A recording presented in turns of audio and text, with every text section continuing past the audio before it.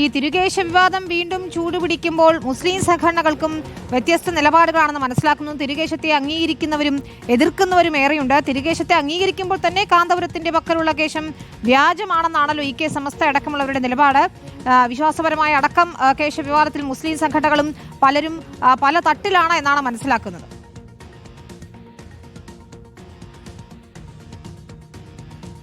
വിനിത, അങ്ങനെ തന്നെയാണ്. പല സംഘടനകൾക്കും പല തട്ടിലാണ് എന്നുള്ളതാണ്. നേരത്തെ രഞ്ജിത്ത് സൂചിപ്പിച്ച പോലെ തന്നെ മുജാഹിദ്, ജമാഅത്ത് ഇസ്ലാമി അടക്കമുള്ളവർ ഈ തിരുകേശത്തിന് ഒരു പ്രാധാന്യമില്ല, അല്ലെങ്കിൽ അതിന് ഇത്തരത്തിൽ സൂക്ഷിക്കുന്നത് കൊണ്ടോ അതില്ലെങ്കിൽ അതിൽ ബർക്കത്തെടുക്കുക എന്നാണ് അതിന് ഉപയോഗിക്കുന്ന പദപ്രയോഗം.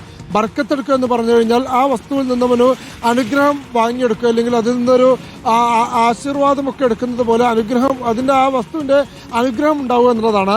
ഇത്തരത്തിൽ പ്രവാചകന് തിരുശേഷിപ്പുകളായിട്ടുള്ള മുടി, അതല്ലെങ്കിൽ മറ്റ് ശരീര വസ്തുക്കൾ, അല്ലെങ്കിൽ പ്രവാചകൻ ഉപയോഗിച്ചിരുന്ന വസ്തുക്കൾ, അത് പ്രവാചകൻ ധരിച്ചിരുന്ന വസ്ത്രങ്ങളാവാം, ചെരുപ്പുകളാവാം, അങ്ങനെ പ്രവാചകനുമായി ബന്ധപ്പെട്ട വസ്തുക്കൾ, ഇത്തരത്തിലുള്ള ഇവയിൽ നിന്നൊക്കെ തന്നെ അനുഗ്രഹങ്ങൾ എടുക്കുന്നതുമായി ബന്ധപ്പെട്ടുകൊണ്ടാണ് ഇതിൽ തന്നെ പ്രധാനമായും വ്യത്യസ്ത അഭിപ്രായങ്ങളുള്ളത്. അതിന് പ്രത്യേകിച്ച് അങ്ങനെ അനുഗ്രഹം ലഭിക്കുന്ന ഒരു സാഹചര്യമില്ല.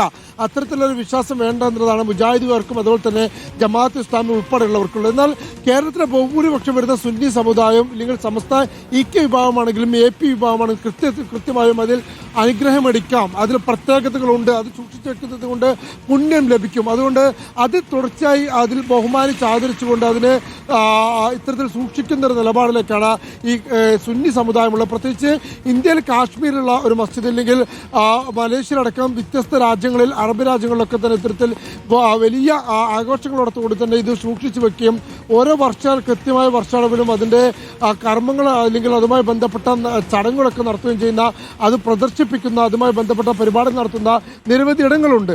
എന്നാൽ കേരളത്തിലേക്ക് വരുമ്പോൾ അത് നിലവിൽ ആ അവകാശവാദം ഉന്നയിച്ചു വന്നത് കാന്തപുരം AP അബൂബക്കർ മുസ്ലിയാർ മാത്രമാണ്.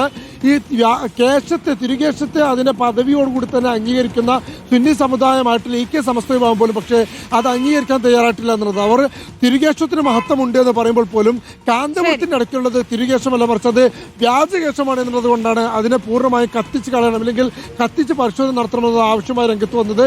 അതിന് പ്രധാനമായും രണ്ട് കാര്യമാണ്. പ്രവാചകന് അമാനുഷികതയുണ്ട്, അതുകൊണ്ട് തന്നെ പ്രവാചകന്റെ ശേഷിപ്പുകൾക്കും അമാനുഷികതയുണ്ട്.